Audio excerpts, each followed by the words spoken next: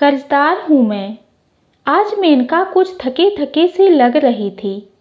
काम भी अनमने ढंग से कर रही थी।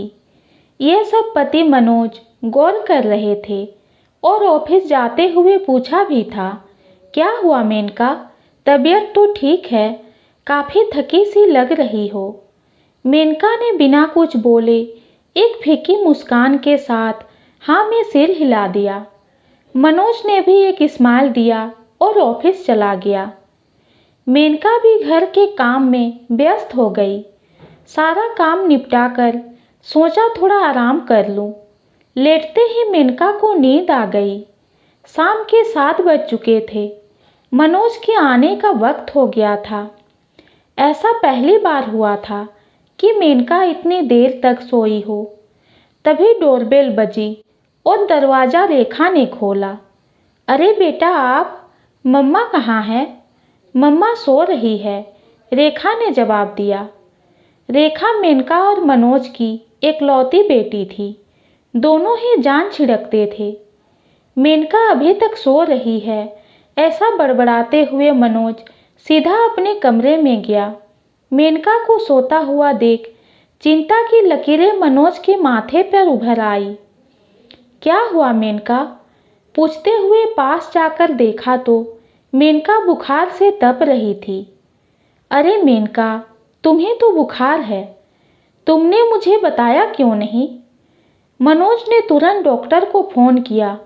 डॉक्टर ने 10 मिनट में आने को कहा। तब तक मनोज मेनका के माथे पे ठंडे पानी की पट्टियाँ रखने लगा। मेनका, तुम अपना बिल्कुल ख्याल नहीं रखती हो, उसके माथे को चूमते हुए प्यार भरी शिकायत की। मेनका की आंखों से आंसुओं की बूंदें लुढ़क कर तकिए पे आ गिरी। इतने में डॉक्टर भी आ गए। उन्होंने मेनका को देखा और कुछ दवाइयाँ दी और कहा, घबराने की कोई बात नहीं है, 2-3 दिन में ठीक हो जाएंगी। मनोज डॉक्टर को गेट तक छोड़कर आया और बेटी को आवाज़ लगाई। बेटी भी रुआसी सी पापा से लिपट गई। क्या हो गया मम्मा को? ऐसा पूछते ही रोने लगी। मनोज ने बड़े प्यार से उसे समझाते हुए कहा, बेटा मम्मा को बुखार है और जल्द ही ठीक हो जाएंगी। चलो जल्दी से हम दोनों चाय बनाते हैं, मम्मा को दवाई जो देनी है। दोनों ही चाय और नाश्ते के साथ मेनका के पास आ गए। मेनका ये सब देखकर भावुक हो गई। रेखा और मनोज को अश्रु भरी आंखों से देखने लगी। मनोज और रेखा दोनों ही मेनका से लिपट गए। तुम्हें चिंता करने की कोई ज़रूरत नहीं है, इतना कहकर मेनका को दवाई देकर सुला दिया। मनोज मेनका के माथे को तब तक सहलाता रहा जब तक वो सो नहीं गई। इधर मनोज ने घर के काम के लिए एक कामवाली को रखा और खुद की भी 1 हफ्ते की छुट्टी ले ली। इस 1 हफ्ते में मनोज ने मेनका की पूरी सेवा की और रेखा ने भी पूरा घर संभाला।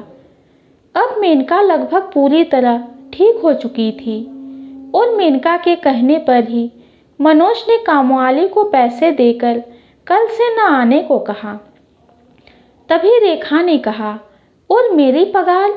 मैंने भी तो 1 हफ्ते इतना काम किया, मुझे भी तो पगार मिलना चाहिए। इतना कहकर हंसने लगी। अरे पापा, आप तो घबरा गए, मैं तो मजाक कर रही थी। और हंसते हुए अपने कमरे में चली गई और छोड़ गई अपने पापा के मन में एक अजीब सा विचार, एक सवाल। कुछ सोचते हुए मनोज कमरे में आया और मेनका को अलपलक निहारता रहा। मेनका ने प्रश्न किया, क्या हुआ मनोज, ऐसे क्यों देख रहे हो?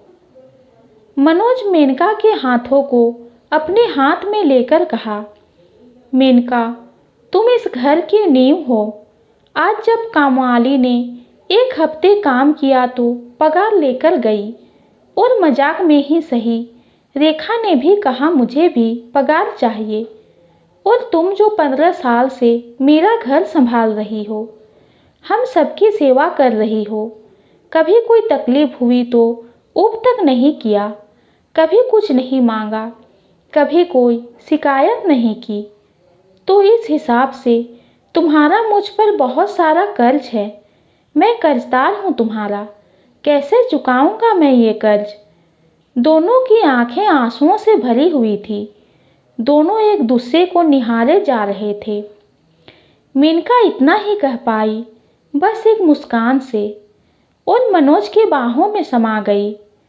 मनोज ने भी मेनका के माथे पे प्रेम चिन्ह अंकित किया, मानो कह रहा हो, मैं उम्र भर आभारी रहूंगा तुम्हारा। मेनका के जज्बात की गगरी लगातार छलक रही थी। इतने में रेखा भी आ गई। दोनों से लिपटी हुई पूछ बैठी, आप दोनों इतना इमोशनल क्यों हो रहे हो। मनोज इतना ही कह पाया कि तू हमारी टीचर नहीं, गुरु बन गई है। तीनों ही एक दूसरे से लिपट गए। ये छोटी सी कहानी आपको कैसी लगी कमेंट में ज़रूर बताइए। कहानी पसंद आती है तो चैनल को लाइक और सब्सक्राइब कीजिए। कहानी सुनने के लिए आपका बहुत बहुत धन्यवाद।